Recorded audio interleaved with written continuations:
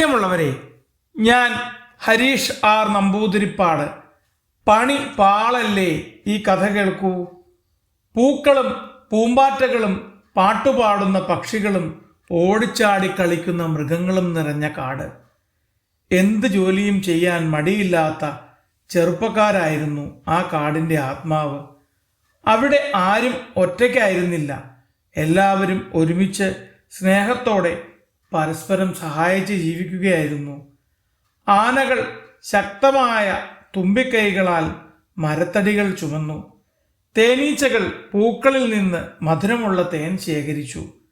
കുരങ്ങന്മാർ ഉൾക്കാട്ടിൽ നിന്ന് ശേഖരിക്കുന്ന പഴങ്ങൾ കുട്ടികൾക്കായി കൊണ്ടുവന്നു.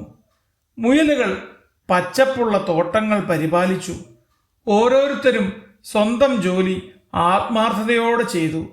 അങ്ങനെ ആ കാട് എപ്പോഴും സന്തോഷത്തോടെ തിളങ്ങി. എന്നാൽ ചില മൃഗങ്ങളുടെ മനസ്സിൽ അസന്തുഷ്ടിയുണ്ടായി.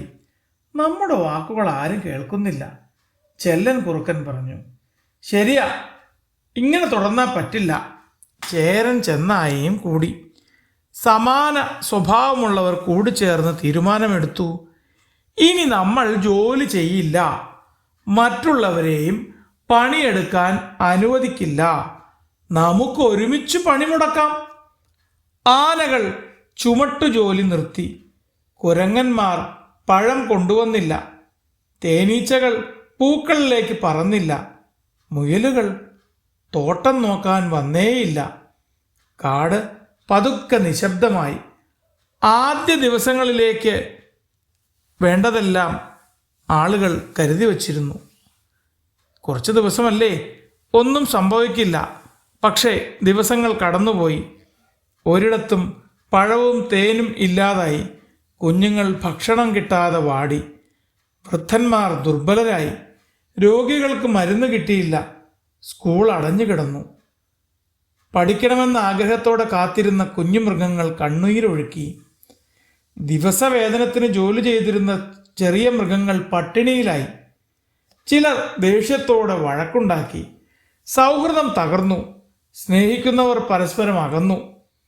സന്തോഷത്തിൻ്റെ താവളമായിരുന്ന വനം ഇപ്പോൾ ദുഃഖത്തിൻ്റെ കൂടാരമായി.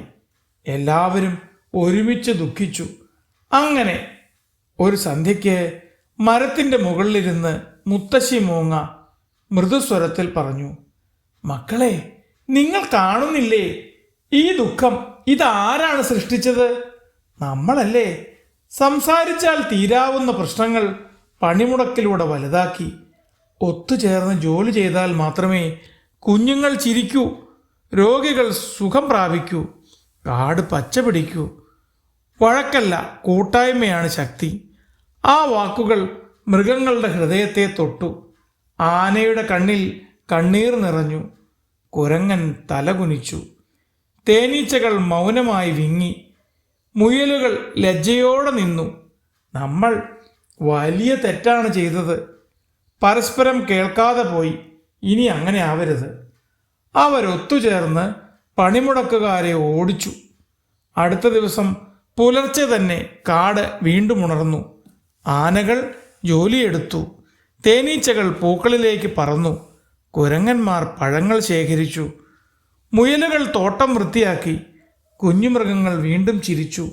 സ്കൂളിൽ വീണ്ടും പാട്ടും പഠനവും നിറഞ്ഞു. കടകളിൽ സമൃദ്ധി വന്നു. കാടിന് ജീവൻ വെച്ചു. അന്നു മുതൽ അവർ ഒരു കാര്യം മനസ്സിലാക്കി, പ്രതിസന്ധികൾ ഉണ്ടാകും. അതിനുള്ള മരുന്ന് പണിമുടക്കല്ല, പരസ്പര ചർച്ചയും സഹകരണവുമാണ്. ഒരുമിച്ചാൽ നമ്മൾ ശക്തരാണ്, വേർപിരിഞ്ഞാൽ ദുർബലരും. അതുകൊണ്ട് കുട്ടികളെ, നമ്മൾ ഓരോരുത്തരും സ്നേഹത്തോടെ സഹകരണത്തോടെ പരസ്പരം മനസ്സിലാക്കി ജീവിക്കണം. അപ്പോഴാണ് നമ്മുടെ ലോകം സുന്ദരമാകുന്നത്. പിണക്കമല്ല, കൂട്ടായ്മയാണ് ശക്തി. മാഷ് കുഞ്ഞുങ്ങളോട് പറഞ്ഞു. കുഞ്ഞുങ്ങൾ മനസ്സിലായെന്ന് തലകുലുക്കി.